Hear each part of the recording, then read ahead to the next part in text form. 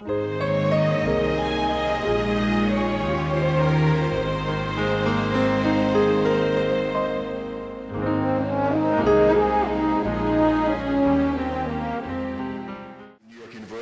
of Medicine, and it's really a privilege for me to see all of my friends here and colleagues in urology and psychiatry.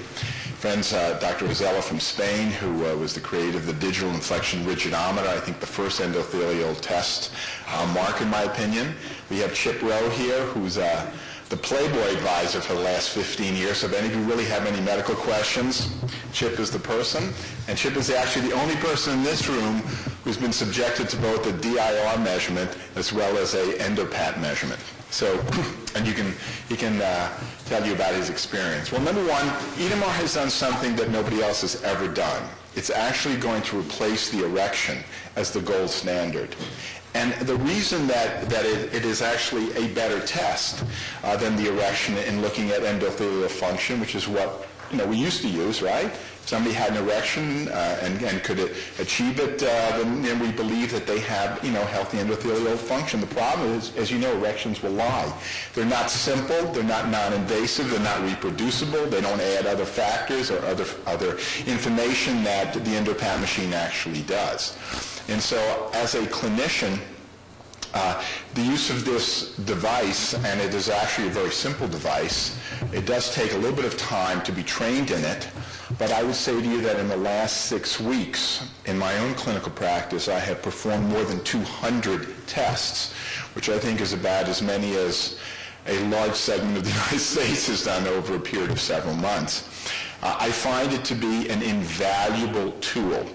And I think that as an internist, I have the opportunity to see patients who have erectile dysfunction, who have hypogonadism, who have metabolic syndrome, who have diabetes, who have a whole host of medical issues, psychiatric issues, non-psychiatric issues, chronic pain, and all of these individuals need to be assessed. The question is, what is the mission of a doctor? What is your mission?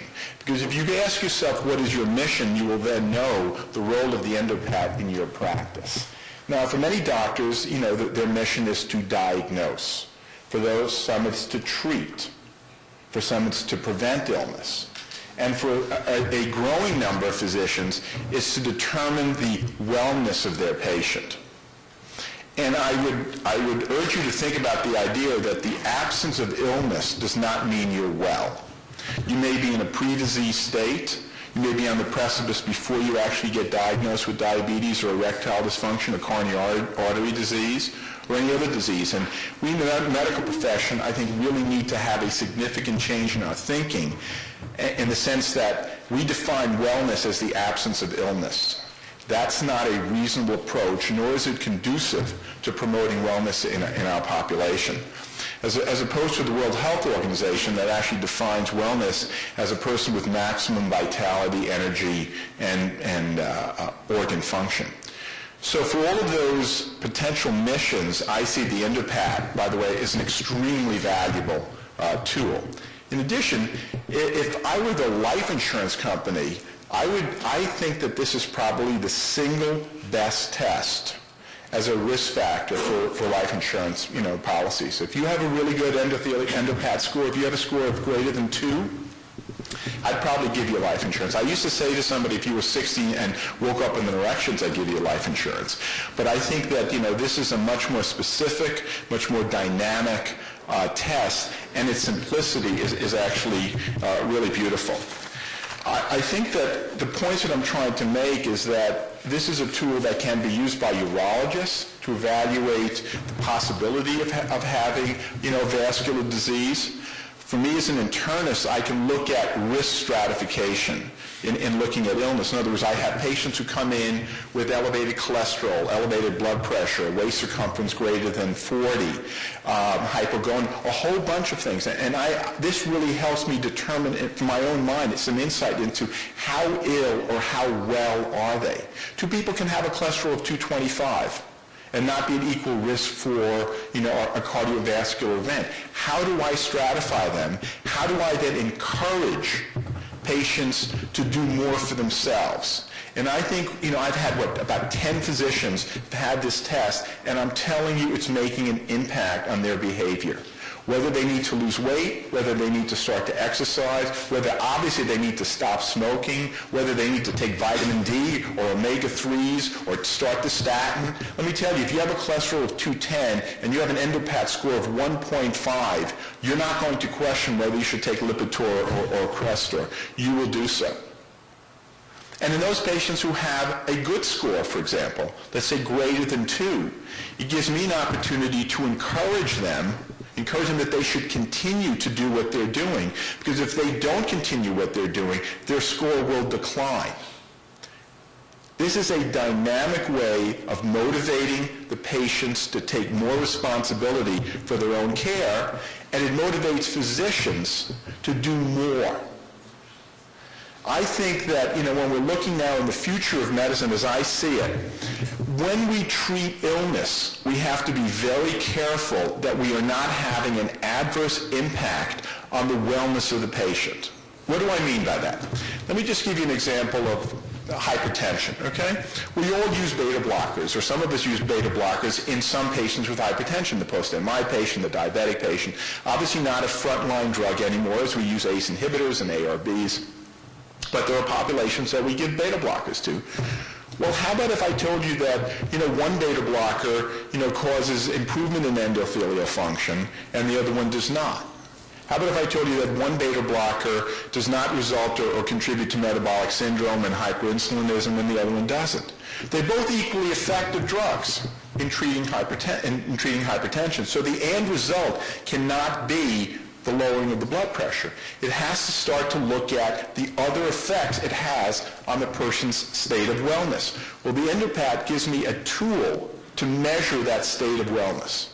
When we treat depression, we may be effectively reducing the amount of anxiety that the patient has, or it may be, even if we're lucky enough, actually reduce the depression.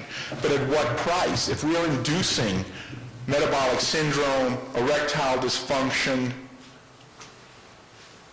there's a price. And I think that we are now going to be able to utilize biomarkers, and you've seen the 6 or 8 biomarkers from high sensitivity CRPs to many of the other markers, and see its real role in evaluating illness and wellness. When you start looking at fat cells, and you realize the adipokines that are being released by fat cells, and you realize their thrombogenicity, their carcinogenicity, this will encourage patients to make a change. You get somebody who has a waist circumference of 40 and an EndoPAT score of 1.4, losing weight is a dramatically important, potentially life-saving intervention.